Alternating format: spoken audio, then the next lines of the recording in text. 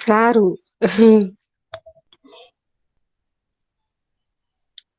આપણે અધ્યયન કે લીએ પ્રાથમિકતા ત્યાંથી જ વાંચવાનું શરૂ કરવાનું ને? હા, પેજ નંબર કયું છે?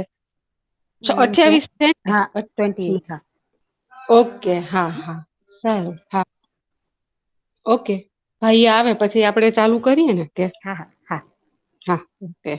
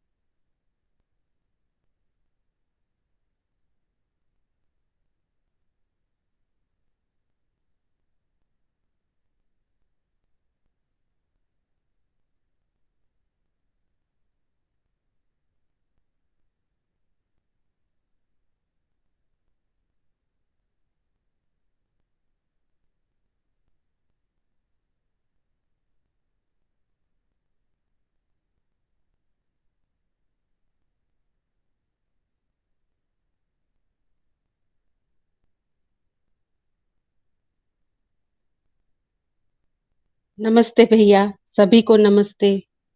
नमस्ते नमस्ते। मेरी आवाज पहुंच रही है? नमस्ते भैया।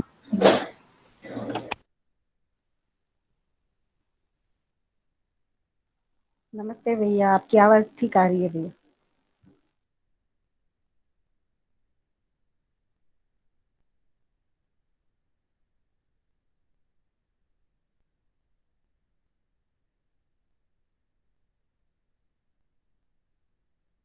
पठन शुरू करें?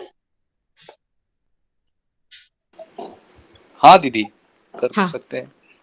अब भैया, ठीक। आज कुछ लोग शायद जुड़ नहीं पाएंगे। 2:30 बजे से उन लोगों की एक मीटिंग है, तो शायद संख्या आज कम रहेगी थोड़ी। ठीक है दीदी, ठीक। ठीक है, मैं अध्ययन के लिए प्राथमिकता वहां से शुरू करती हूँ। वैसे इसका जिज्ञासा पहला हो चुका है, पर मैं फिर से एक बार पढ़ देती हूँ। पेज नंबर 28, अध्ययन के लिए प्राथमिकता। जिज्ञासा। तीव्र इच्छा और जिज्ञासा में क्या अंतर है? क्या तीव्र इच्छा चित्रण ही है? उत्तर, तीव्र इच्छा और जिज्ञासा दोनों एक है।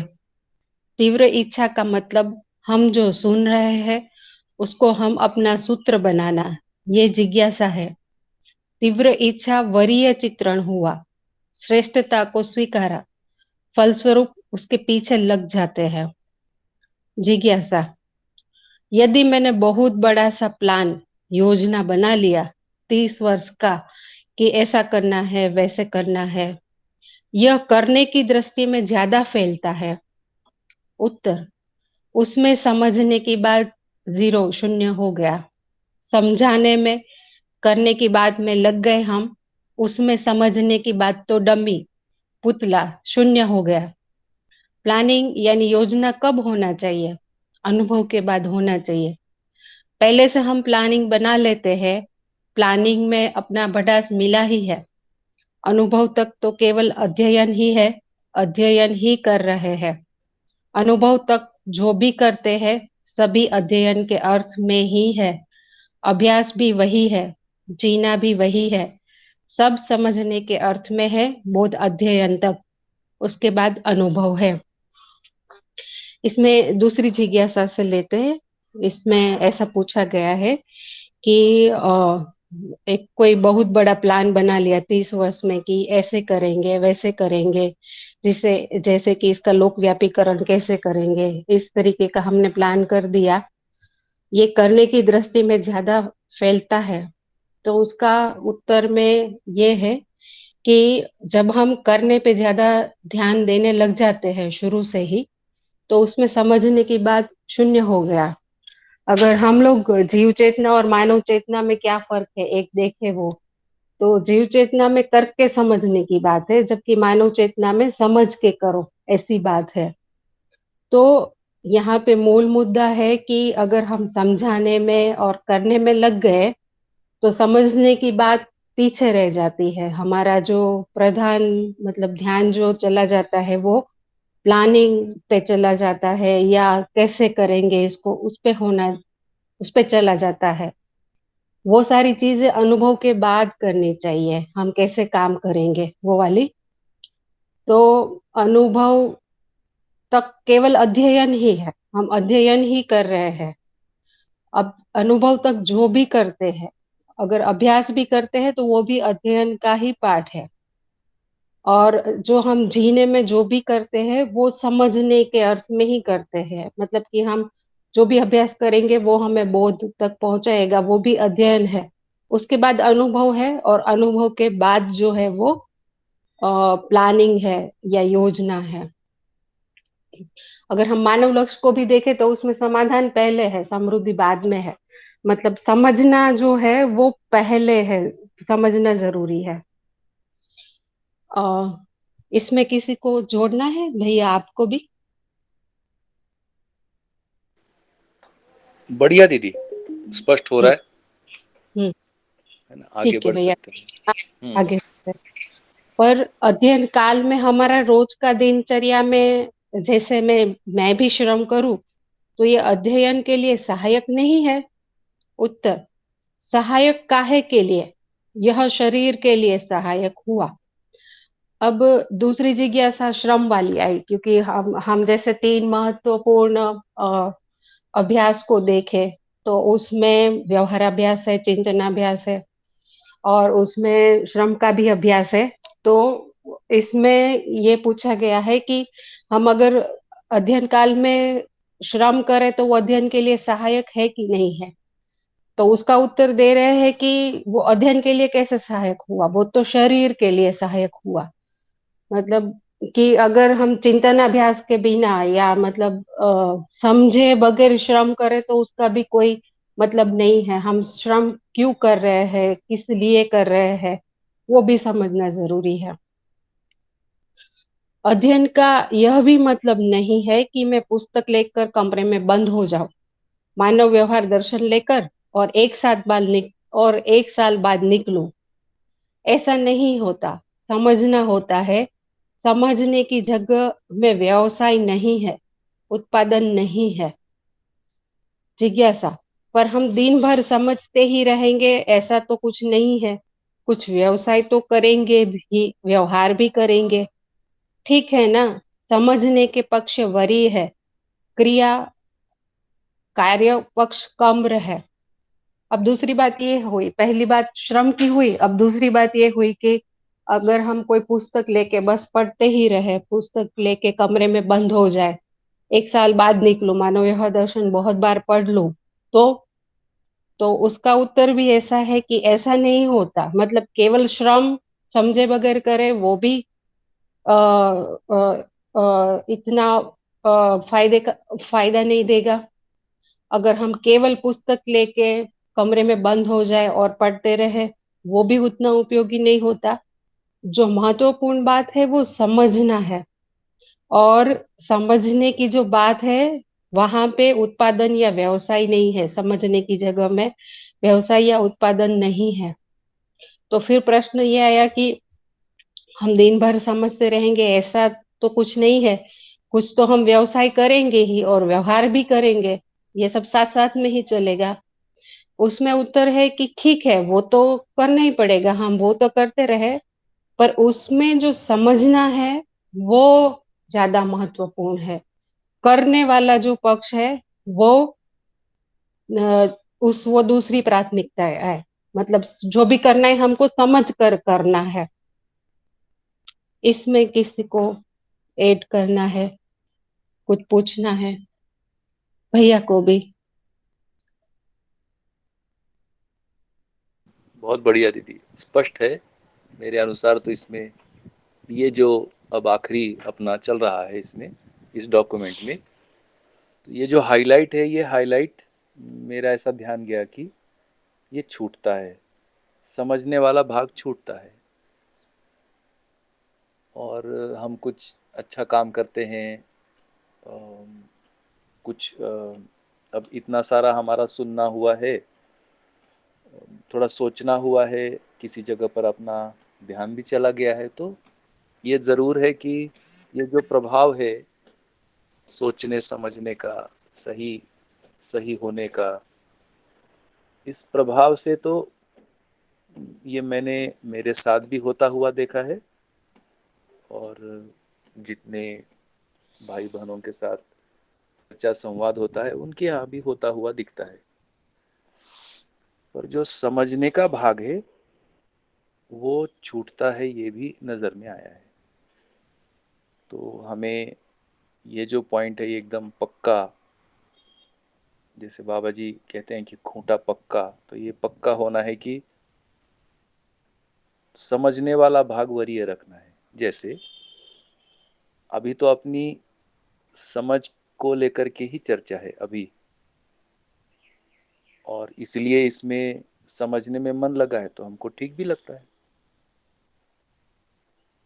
फिर कुछ समय बाद व्यवहार की भी कभी चर्चाएं होंगी, कुछ कार्यक्रम की भी चर्चाएं होंगी। तो जब व्यवहार की चर्चाएं होती हैं, कार्यक्रम की चर्चाएं होती हैं, उस समय समझने वाला भाग धीरे धीरे गौण होता है, और वहाँ पर उभर सकती हैं अपनी अपनी मान्यताएं या अपनी अपनी कुछ प्रवृत्तियां, अपना अपना कुछ पूर्वाभ्यास। उस स्थिति में ये यदि हमें सतत बना रहे कि हमारा हर गोष्ठी, हर चर्चा, हर कार्यक्रम ये लक्ष्य को पाने के अर्थ में है, ना कि फैलाने के अर्थ में। अब चूंकि फैलाने जाते हैं तो अपने प्लानिंग आता है,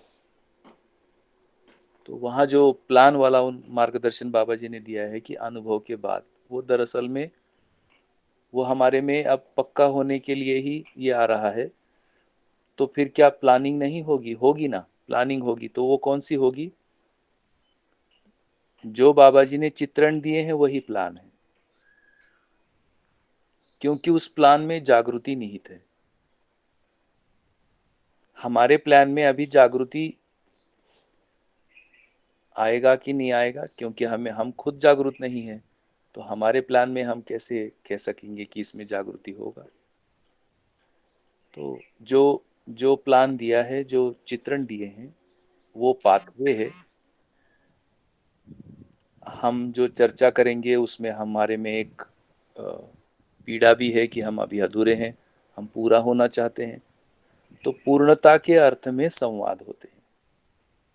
तो ये सभी संवादों को होते समय यदि हम समझने पे ध्यान देते हैं तो हमारा व्यवहार संगीतमयता का होता है, हमारे तर्क भी सही सही लगते हैं, और एक एक विश्वास के वातावरण में हम अपनी प्रगति और उन्नति के लिए सतत उत्साह को बनाए रख सकते। इतना इसमें विश्लेषण बनता है। आगे हम और चर्चा करेंगे उत्सव और उत्साहों की। फिलहाल मेरी ओर से इतना विश्लेषण समझ में आता है।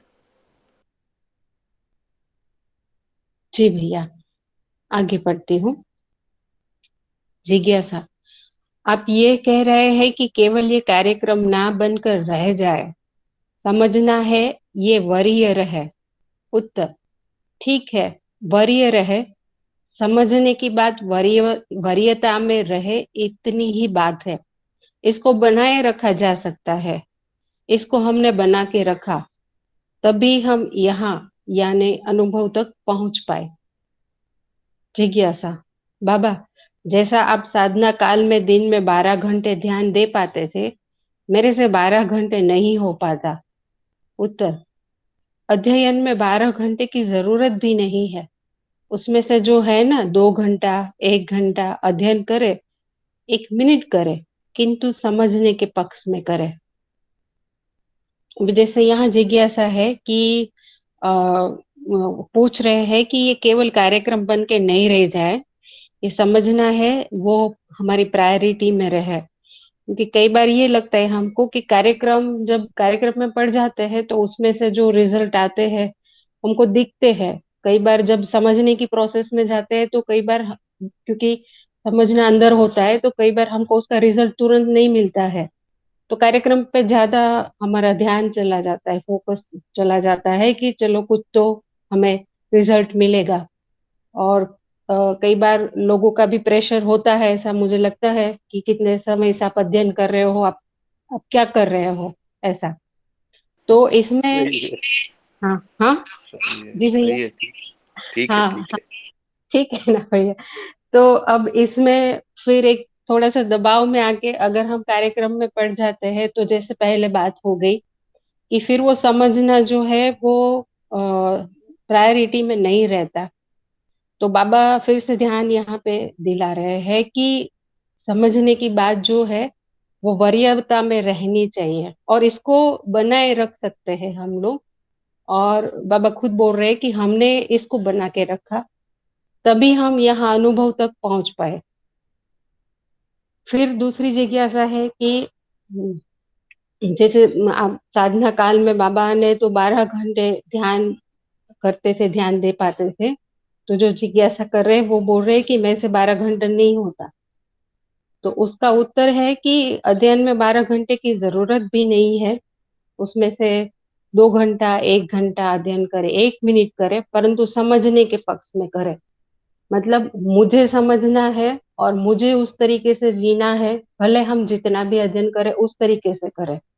एजेंडा वो नहीं हो हमारा कि किसी और को समझाना है या किसी कार्यक्रम के लिए मैं अध्ययन करूं।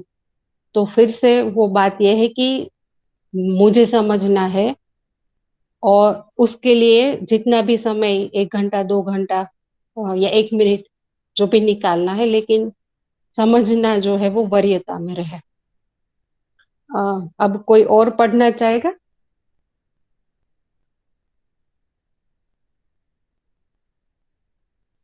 दीदी आप ही कंटिन्यू करो।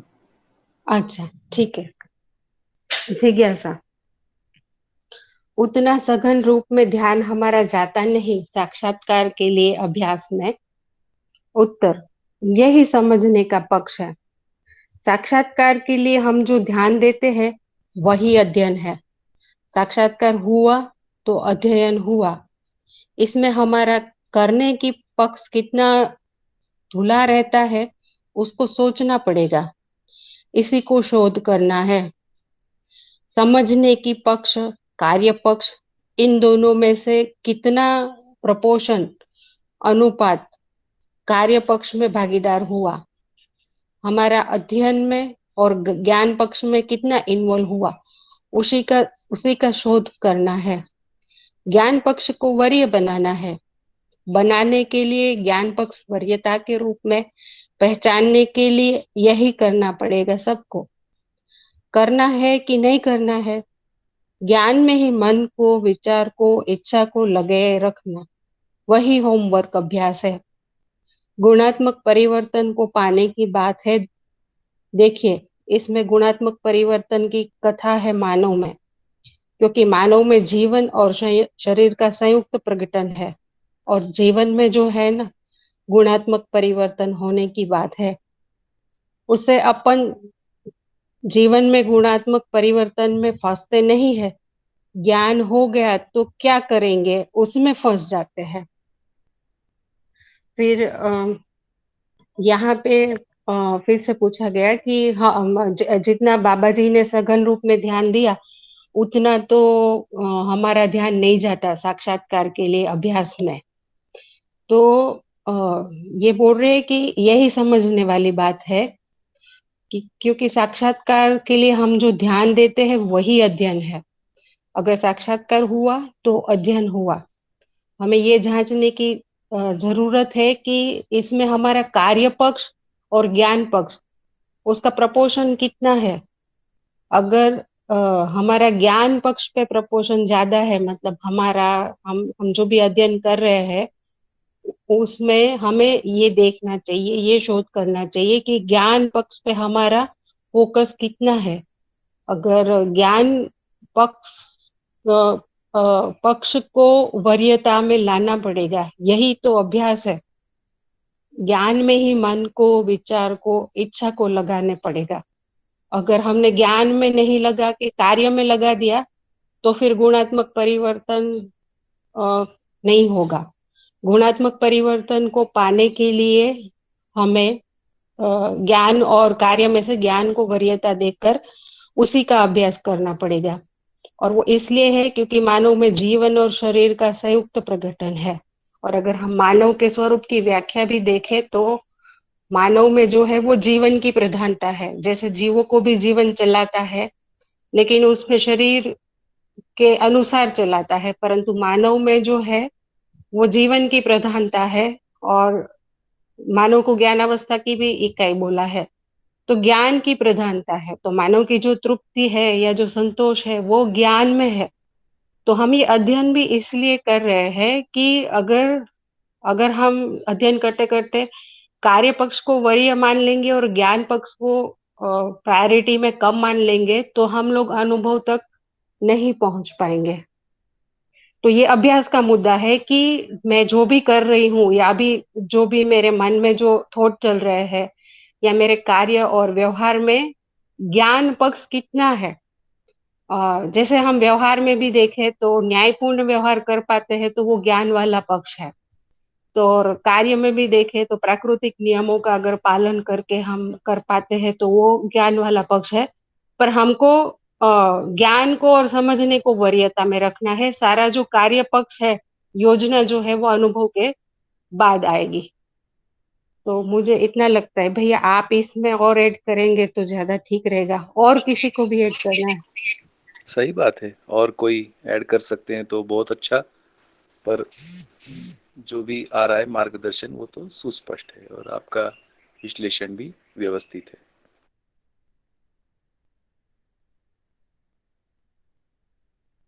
ठीक है भैया, तो आगे बढ़ते हैं। भैया बहुत स्पीड में जा रहे हैं, ऐसा नहीं लग रहा है ना सबको भी? नहीं नहीं, क्योंकि मैं हाँ सब पेज लोग पढ़ लिया। हाँ। भैया लेकिन आपको जहां जहां लगता है कि और उसकी कोई भी चीज की एक्सप्लेनेशन देनी है तो वो बिल्कुल प्लीज, है ना? हाँ यस, हाँ दीदी जी। क्योंकि कहीं मतलब खैर मैं तो बहुत ही कम पढ़ती हूँ, लेकिन मतलब कहीं कुछ चीज हमारे ध्यान से छूट जाती है, तो वो आप अच्छे से एक्सप्लेन कर सकते हैं हमें।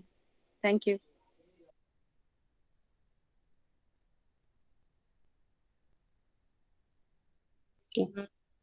ठीक है, मैं आगे पढ़ती हूँ।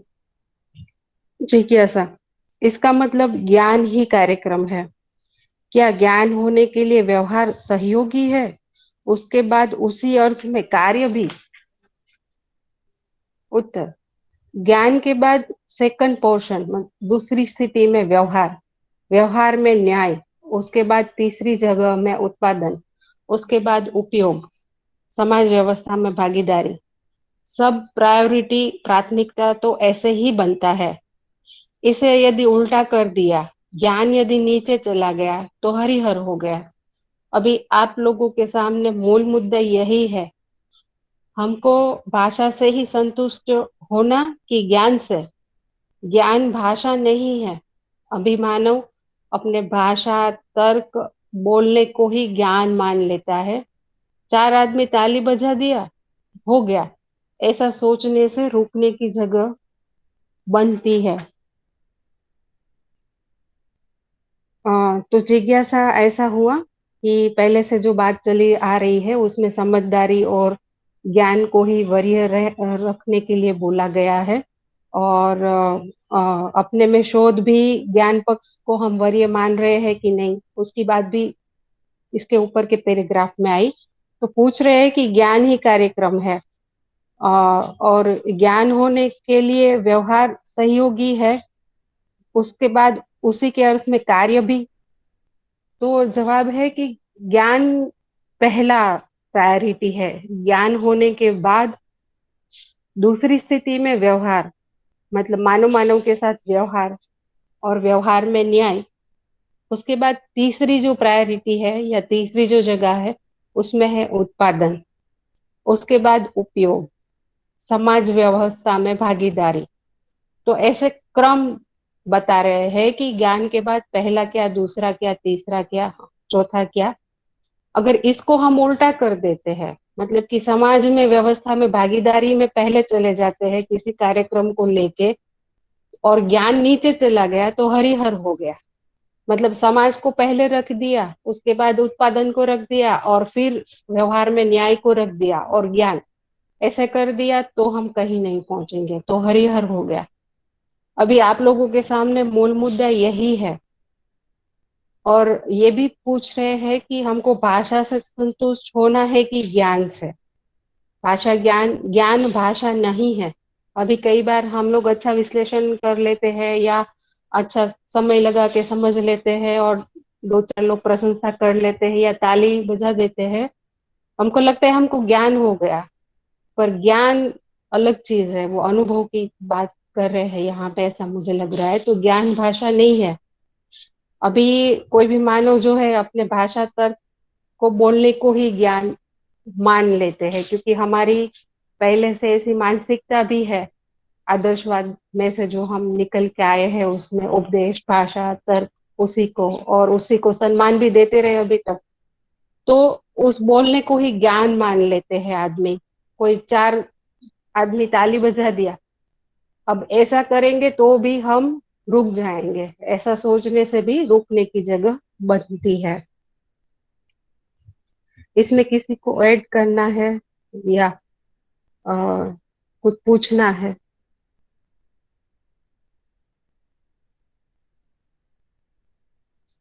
भैया मुझे पूछना है, ये ज्ञान भाषा नहीं है, इसको आप थोड़ा सा और एक्सप्लेन करके बताएंगे?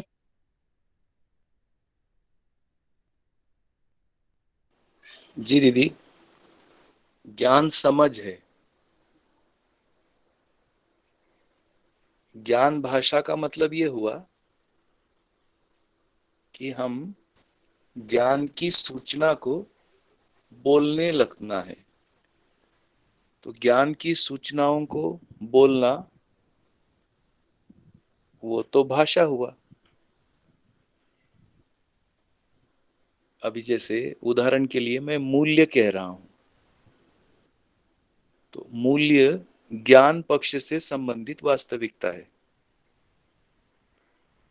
तो मूल्य मैं शब्द कह रहा हूं, वो भाषा हुआ।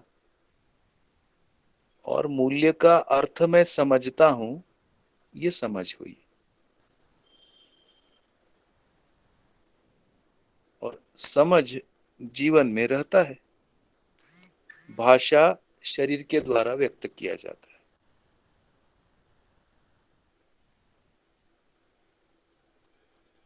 तो प्रत्येक वास्तविकता का होना, उसका अर्थ, वस्तु और अर्थ, ये समझ है। और वस्तु और अर्थ को इंगित करने के लिए हम भाषा का प्रयोग करते हैं। तो मानव में ये व्यवस्था है कि जिसे हम भाषा कहते हैं, तो वो भाषा शब्द रूप में हम सुनते हैं। और वैसे शब्द के आकार में या शब्दों का कोडिफिकेशन मेधस तंत्र की व्यवस्था है। और मेधस तंत्र की व्यवस्था को जीवन संचालित करता है। तो ज्ञान का भाषा मेधस तंत्र के सहयोग से हम आत्मसात तो कर सकते हैं, और उसको हम दोहरा भी सकते हैं। तो भाषा को दोहरा देना, ये सिद्ध नहीं होता कि उसमें जो निहित अर्थ है वो हम समझ गए।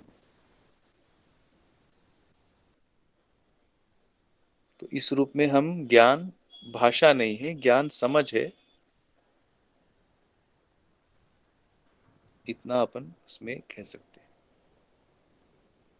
जैसे संबंध एक शब्द है, तो संबंध भाषा हुआ, और संबंध की समझ है।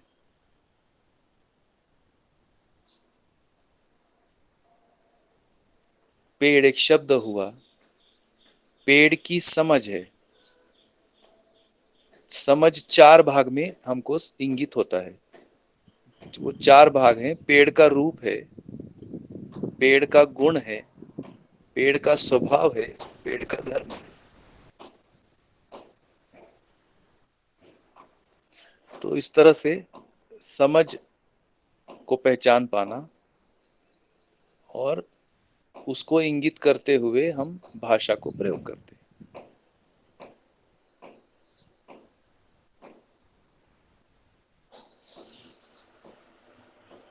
एक पार्टी हो गया।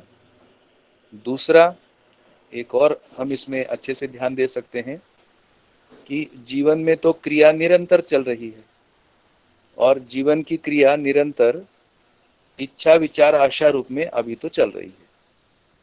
तो इच्छा विचार आशा में बहुत सारा घटता रहता है। हमको ये पता लगता है कि उसको हम कहेंगे कि अभी ये भाषा दे सकते हैं कि हम विचार कर रहे हैं। तो थोड़ा बारीकी से पहचानते हैं कि क्या वाकई में विचार कर रहे हैं या सोच चल रही है। अच्छा, विचार का अर्थ है निश्चित विश्लेषण और निर्णय। ये होता है, उसे कहेंगे विचार।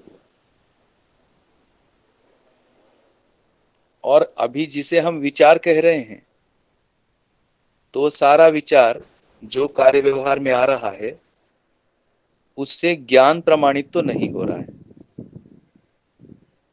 उससे अज्ञान का ही प्रकाशन आ रहा है, जिस तरह के अभी हमको उसके प्रमाण मिल रहे। तो ज्ञान की पहचान हम इस तरह से कर सकते हैं।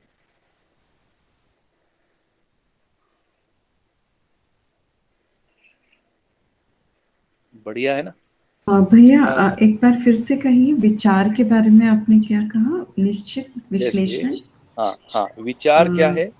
जैसे अभी हम निश्चित कहेंगे, हम निर्णय। कहते हैं हाँ, है ना? जैसे धरती को अब और इससे आगे मैं खराब नहीं करूंगा, तो एक निर्णय लिया मैंने। फिर मेरा विश्लेषण निश्चित हुआ है कि इतने कार्य व्यवहार, इतना कार्य करने से ये धरती बर्बाद होता है या खराब होता है, जिसको आज की भाषा में अपन प्रदूषण कहते हैं। और ऐसे यदि मेरा कार्य प्रणाली रहता है तो उसमें प्रकृति के लिए मेरी पूरकता सिद्ध होती है। ये अपने को पता लग गया। अब इस जगह पर मैं हो गया भैया, लॉक हो गया। वो निर्णय लिया मैंने, तब कह सकते हैं ये विचार है। जिसमें निश्चितता नहीं है, जिसमें अभी विश्लेषण बदलते ही रहते हैं। अभी आज कुछ अखबार में आया, कुछ एनालिसिस आया, तो वैसा अपन सोचने लगे। कल को किसी और ने अपने को कुछ और एनालिसिस बताया, अपन वैसे देखने लगे। विशेष करके संबंधों में देखिए, ये बड़ी चलता है। ये मन क्यों खराब होता है किसी के प्रति? कोई आके किसी के बारे में बता देता है, अरे ये व्यक्ति तो ऐसे ऐसे ऐसा ऐसा किया उन्होंने। अच्छा, मुझे तो ये तो ध्यान ही नहीं आया। हम फिर मैं वैसा सोचता हूँ। फिर कोई आके बताता है, अरे नहीं ये व्यक्ति में के बारे में तो ऐसा है। तो ये जो संबंधों में एक दूसरे के बारे में अनेकों प्रकार के विश्लेषण आते हैं, अगर अपन सब इकट्ठा करेंगे, सोचेंगे, तो ये कह पाएंगे विचार तो नहीं है। विचार वो होता है कि संबंधी मानव है, ये विचार है।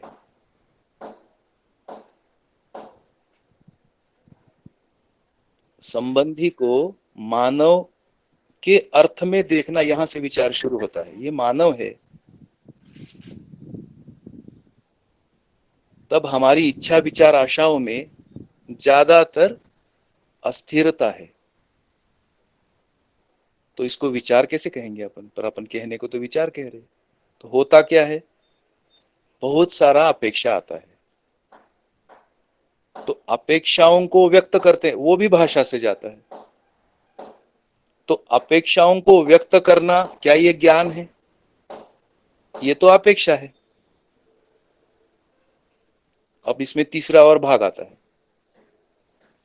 अब हमें सूचना मिलती है कि भाई आदमी शुभ चाहता है। बहुत सुखद लगता है जब अपने को पहली बार सूचना मिलती है कि हाँ, हम सभी शुभ चाहते हैं, हम सुखी होना चाहते हैं। तो चाहना की एक स्थिति आती है। तो ये चाहना को जब हम शुभ कामना से रिलेट करते हैं, तो कामनाओं का तो एक ह्यूज थिंकिंग है। वसुधैव कुटुंबकम, ये मैं उसका एक लाइन दे रहा हूं। अब वसुधैव कुटुंबकम कहते हैं और कितनी सारी चाहनाएं व्यक्त करते हैं। तो चाहना भी भाषा के रूप में जाता है। तो क्या चाहना ज्ञान हुआ? ये हम चेक कर सकते हैं।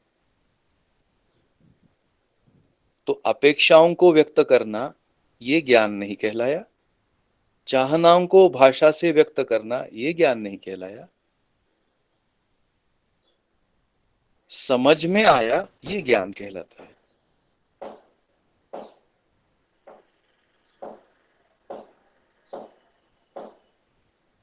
तो इस प्रकार से हम ज्ञान पक्ष को पहचान सकते हैं।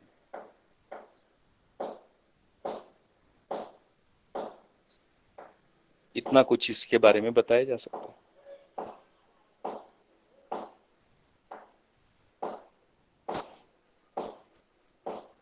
पहुंच पा रहा है ये?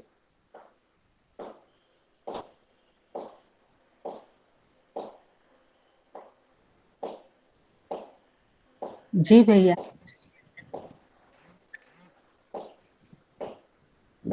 तो थोड़ा गहरा है। बहुत अच्छा पॉइंट कर रहे हैं आप। तो अपना सबका इसमें ध्यान जाता है कि हम कितना सारा तो बोल लेते हैं, और बहुत सारा बोलने को अगर अपन ज्ञान बोलने लगेंगे, पर ज्ञान प्रमाणित होने की चीज है।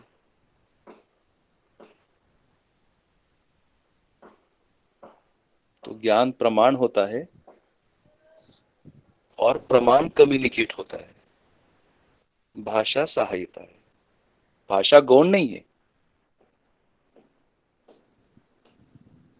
भाषा सहायक है।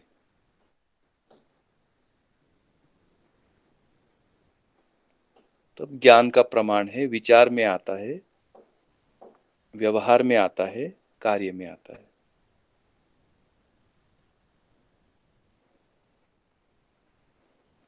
और समझ में आता है। ये बड़ी बात है इसमें।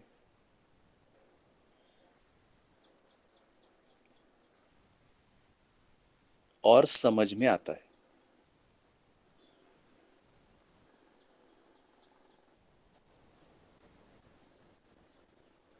किसको? मानव को समझ में आता है।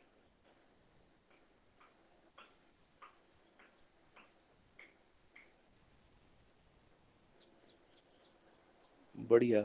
इतना ध्यान जा सकता है दीदी? जी भैया। आगे पढ़ते हूँ। जिज्ञासा। बाबा जी, आप कई बार हम लोगों को उपकार करने बोलते हो। उत्तर। उपकार क्या? समझे हुए को समझाना, किए हुए को कराना, सीखे हुए को सिखाना। परंपरा इसी विधि से प्रवाहित होता है। उसमें जो है ना, पहले स्वयं समझना पड़ेगा, तभी तो दूसरों को समझा पाएंगे। उसके पहले ही अपन बोलने के लिए दौड़ देते हैं। गुड़ गोबर होगा या नहीं भैया? इसमें ये जो तीन दिए हुए हैं ना, समझे हुए को समझाना, किए हुए को कराना और सीखे हुए को सिखाना, इसको आप एक बार व्याख्या कर देंगे इसका? अच्छा, ठीक है। अभी जो हमारा अभी चर्चा हुआ उसको अपन फिर से ले सकते हैं। जैसे मूल्य है, किसी वस्तु का मूल्य है, ये मूल्य हमको समझ में आता है। तो मूल्य समझ में आया, मूल्य को समझाया जाएगा।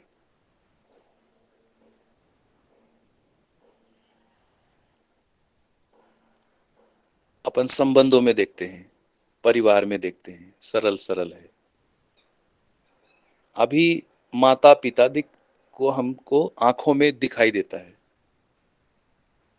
माता पिता के रूप में ये संबंध है। समझ क्या है इसकी? तो माता पिता संबंध में जो निहित मूल्य हैं, ये मूल्य जैसे जैसे संबंध समझ में आते हैं वैसे वैसे मूल्य प्रकट होते रहते हैं। तो मैं ये कहूं कि मैं माता पिता को समझता हूं, मतलब माता पिता का जो पोषण संरक्षण मूल्य है, इस मूल्य को पहचानने की स्थिति में मैं आ गया। तो मेरी समझ की जर्नी है। और ये जो मूल्य मुझको समझ में आया, वह मैं समझाता हूं। ये क्या स्थिति हुई? समझाता हूं का मतलब है यह मेरे व्यवहार में आता है।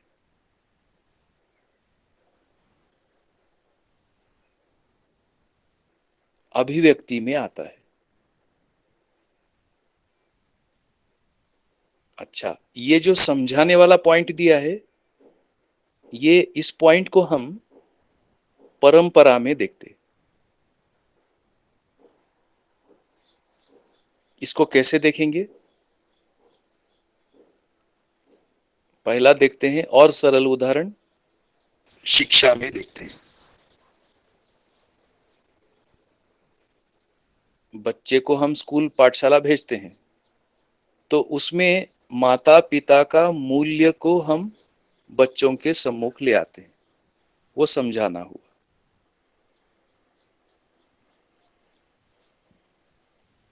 ये शिक्षा के माध्यम से है। दूसरा क्या स्थिति है? व्यवस्था। तो व्यवस्था में बहुत सरल सरल उदाहरण अपन लेते हैं। परिवार में माता पिता संबंध के साथ कितना सारा तो ताना बाना है। उनका सेवा है, उनका कुछ निर्णयों में भागीदारी है, उनका मत पूछना है। कोई हम योजना सोचते हैं परिवार के लिए, तो उसमें उनका एक सहभागिता को सोचते हैं, उनकी सहकारिता को सोचते हैं।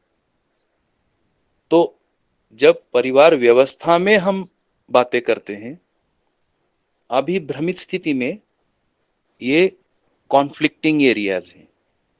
सभी रिश्ते किसी ना किसी जगह पर कॉन्फ्लिक्टिंग एरिया में है। क्यों?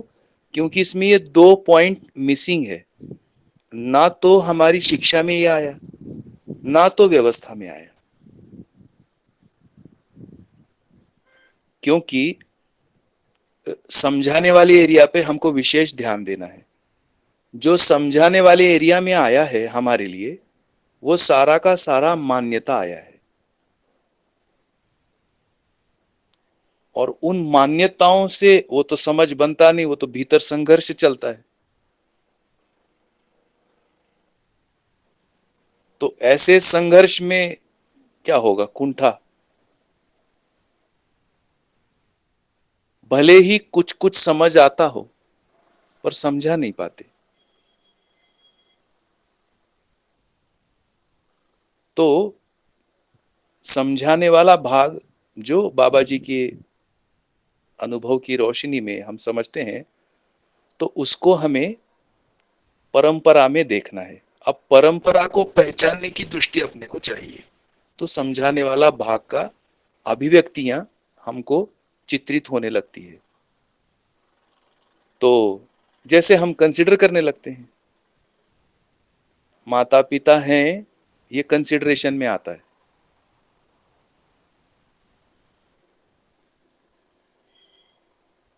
इस प्रकार से हम व्यवस्था में उनका होना, उनका महत्व, उनका मूल्य, ये हम सतत सतत प्रसवित करते रहते हैं।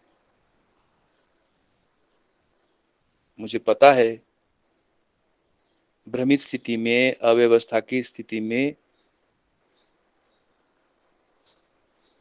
कोई कोई को बन जाता होगा, पर वो व्यवस्था के अर्थ में तो नहीं जा रहा है, ये तो दिखता है। कोई कोई ऐसा, बहुत सारे लोग बताते हैं नहीं हमारा ट्यूनिंग बहुत अच्छा है, बहुत अच्छा चल रहा है, खूब सुंदर है, होना भी चाहिए ऐसे। पर हमें ये जब समझाने वाला भाग देखते हैं तो वे क्या समझा रहे हैं या हम उनको क्या शेयर कर रहे हैं, हम उनके उनके हमारे संवाद में हम क्या इनपुट दे रहे हैं। क्या ये सारे इनपुट मानवीय व्यवस्था के अर्थ में अपने परिवार को जोड़ना हो रहा है, या भय से कैसे बचे रहना है और प्रलोभन कैसे होने हैं, या एक भयात्मक स्थिति है उसमें अपने परिवार को कैसे अपन बचा पाएंगे, ये सब चलता है। अधिकांश फैमिलीज में इनसिक्योरिटी के चलते बहुत सारा कोई तालमेल दिखता है, तंत्र ही है वो, या कोई प्रलोभन।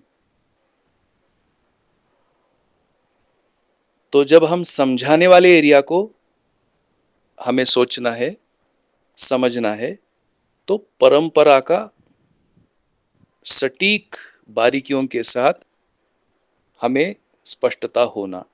उस स्थिति में यह समझना समझाने का डोमेन मूल्य मूल्यांकन विधि में आ रहा है कि माता पिता के मूल्य को मैं समझा और माता पिता के मूल्य को परस्परताओं में हमारे व्यवहार प्रणाली, उस मूल्यांकन को मैं योगदान कर पाता हूं। इमोशनल होना अलग, माता पिता के नाम से रोना अलग। माता पिता वस्तु है, ये एक व्यवस्था है, ऐसा समझना अलग स्थिति हुई। यदि ऐसा कोई स्थिति है तो उसे समझना समझाना कहते हैं।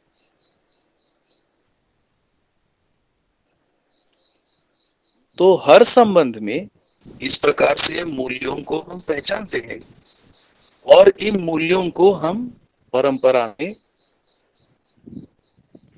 ले आते हैं। अभी तो मैं यही कहूंगा, हम ले आते हैं। ये है समझाना।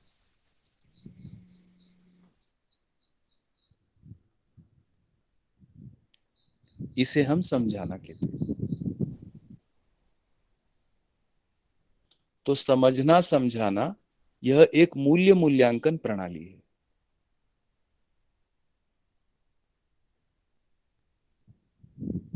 जिसमें नियम होता है।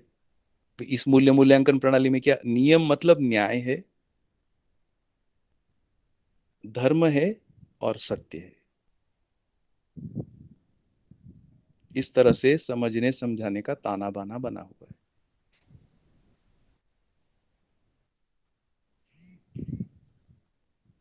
अब सीखना सिखाना क्या है?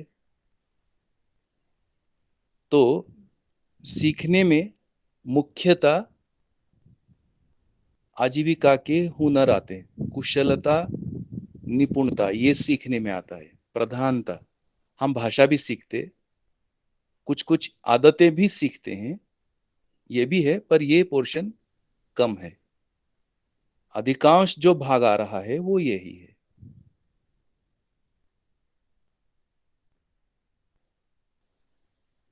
कि हम कुशलता निपुणता को सीखते हैं। तो जो सीखा हुआ है उसको हम सिखाते हैं। अच्छा, अगेन ये जो सीखना सिखाना है, ये सिखाना व्यवस्था हो रहा है तो सिखाना है।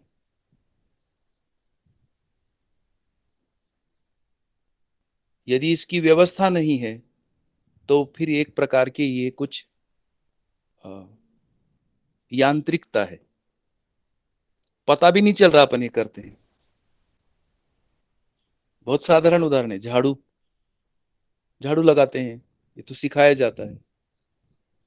पर ये जो झाड़ू लगाना है, इसका जो पूरा कोण, इसकी दृष्टियां, ये यदि हमारे में आता है तो फिर वो सिखाने में, सीखने में मजा है, सिखाने में और मजा है। तो ये जो सीखना है, व्यवस्था के अर्थ में सीखना है, सिखाना है व्यवस्था बनी रहने के अर्थ में सिखाना है। कपड़ा सिलना है, बहुत छोटी सी चीज है। किसी वस्तु का उपयोग, सदुपयोग, फट गया है तो थोड़ा सिल देते हैं ताकि उसका पूरा उपयोग हो जाए।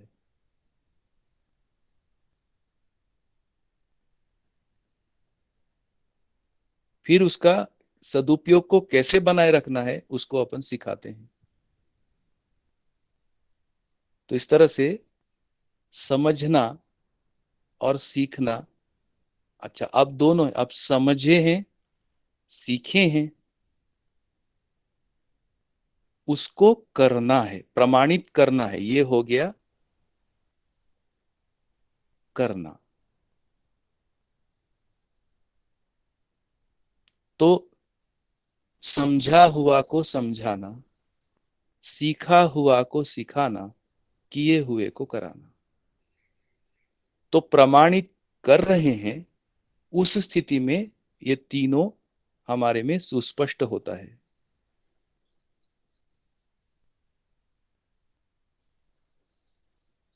तो प्रतिदिन ये यदि हमारा ध्यान रहता है कि आज दिन भर मैं क्या समझा, मैंने क्या सीखा और मैंने क्या प्रमाणित किया, तो अपनी गतियां बन सकती हैं। तो इस प्रकार से समझा हुआ को समझाना मूल्य मूल्यांकन विधि है। सीखा हुआ को सिखाना, ये भी मूल्य मूल्यांकन में है। और किया हुआ को कराना, ये भी मूल्य मूल्यांकन विधि में आता है। तो ये इसकी प्रणालियां है।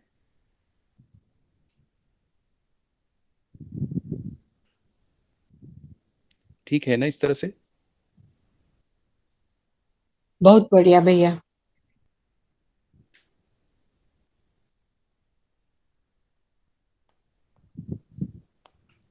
तो यदि हम लोग पर डे आइडेंटिफाई कर पाए, ये महत्वपूर्ण है हमारे लिए भी कि हमारे मानवीय क्रियाओं में समझ का भाग पहचान पाना और सीखने का भाग पहचान पाना, इसमें कंफ्यूजन हो सकता है। हम कुछ चीजें सीखते हैं, जैसे अभी कोरोना प्रोटोकॉल में सब लोग कर रहे हैं, अभी व्यायाम कर रहे हैं, प्राणायाम कर रहे हैं, बहुत अच्छा है। आधा घंटा 1 घंटा दे रहे हैं। अब देखिए, ये तो सीख लिया अपन ने। बताते हैं कि ऐसी उंगली रखिए, फिर वो लंबी गहरी सांस लीजिए, बहुत अच्छा लगता है क्योंकि ऑक्सीजनेटेड एयर आ जाता है तो शरीर में एक प्रकार से ऊर्जा भर जाता है, तो हमको हल्का फुल्का भी लगता है, भूख भी सामान्य होता है और बहुत सारे उसके अपने को रिजल्ट मिलते हैं। अपन थोड़ा सा इसको जांचते हैं, मैंने ये सीखा है या समझा है। तो ऐसा लगता है कि प्राणायाम को मैं समझ पाया। अब समझाने पर थोड़ा सा अपन बात करते, रुकते हैं। क्या आप भय से कर रहे हैं? तो भय तो समझने की वस्तु नहीं हुई,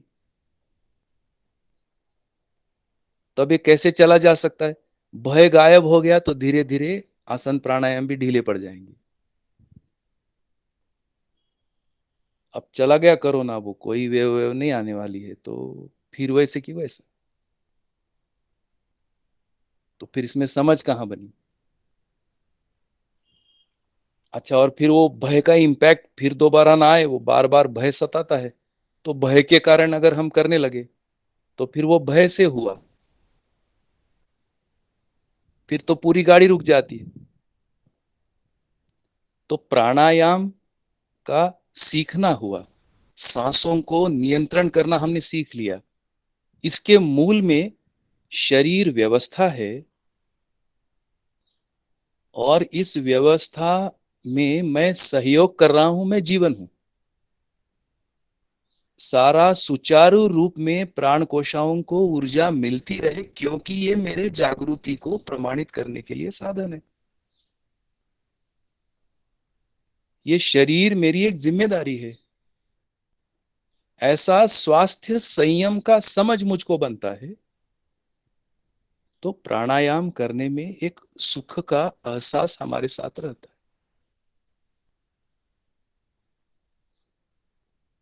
तो शरीर स्वास्थ्य को पहचान पा रहा हूं, ये मेरी समझ हुई, क्योंकि शरीर जागृति के लिए सहायक है और इसका जो रचना विरचना का नियम है उसमें हस्तक्षेप करने का कैसा अधिकार अपने को बनता है। तो ये दीर्घायु रहे, ये मानव परंपरा का धरोहर है, तो मुझे इसमें कंसिडर करना होगा शरीर व्यवस्था को। तो फिर नियम से उठना, नियम से खान पान, फिर सारी डिजायर खत्म हो जाती है। अवांछनीय आहार निश्चित, उसमें क्या ग्रहण कर रहा हूं, क्या वो छयो रस इसमें आ गए हैं कि केवल आस्वादन या इंद्रिय मूलक आस्वादन जिसे हम कहते हैं ना, कि रुचि मूलक में ही हम फंसे हैं। तो फिर कहां चला गया आसन प्राणायाम। तो इसके रिफ्लेक्शंस बने रहते हैं और वही अपनी एक पर्सनैलिटी का एक मुख्य भाग बनता है। इस रूप में यदि मैं सीखता हूं तो उसकी कोई समझ बैकग्राउंड में है, फिर वो अपनी प्रेरणा से आता है। तो इस प्रकार से आसन, व्यायाम, खान पान के तरीके, ये सब उत्पादन के कोई तरीके, ये सीखना हुआ। उसके साथ में ये जो समझ है बैकग्राउंड में, ये समझ है। तो भय तो समझ हुआ नहीं, इसका मूल्य मैं समझता हूं। दूसरा, एक तो भय से है, दूसरा इसका अंदाजा भी नहीं आता।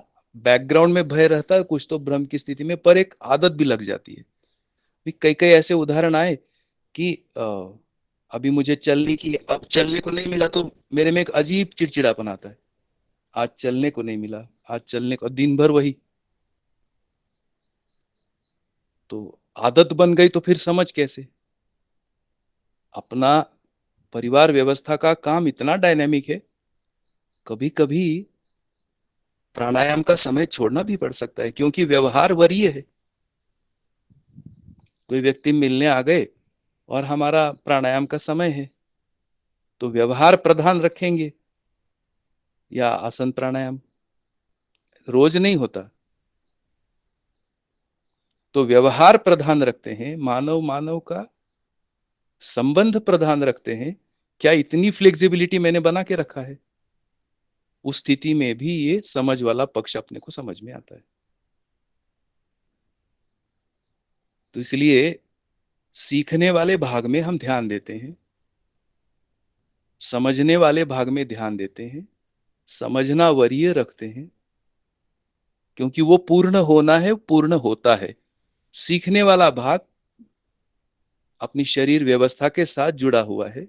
कुछ एक भाग बन सकता है, कुछ भाग बन भी नहीं सकता। इस प्रकार से इसका एक संतुलन है। और हां, जो प्रमाणित करते हैं वो कराना बनता है। जो प्रमाणित करना नहीं बनता, ना तो उसका समझाना बनता है, ना सिखाना बनता है। तो जो हम प्रमाणित करते हैं उसके दो विश्लेषण बने। उसमें एक समझ वाला भाग है, उसमें एक सीखने वाला भाग है। इसलिए समझा हुआ को समझाना, सीखा हुआ को सिखाना, और जो प्रमाणित किया हुआ है उसको कराना। तो इस प्रकार से कंप्लीट आ गया। तो जब हम कराते हैं तो उसमें समझाते भी हैं, उसमें सिखाते भी हैं। इस प्रकार से एक कंप्लीट स्थिति बनी। ये स्थिति हम मानवीय परंपरा में पहचान पाना। परंपरा का चौखट लगने से, व्यवस्था का चौखट समझ में आने से इसके अर्थ समझ में आते हैं।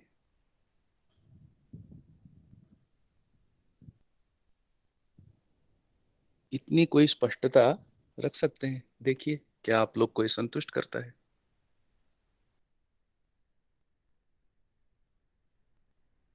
बहुत बढ़िया भैया, बहुत ही सुंदर।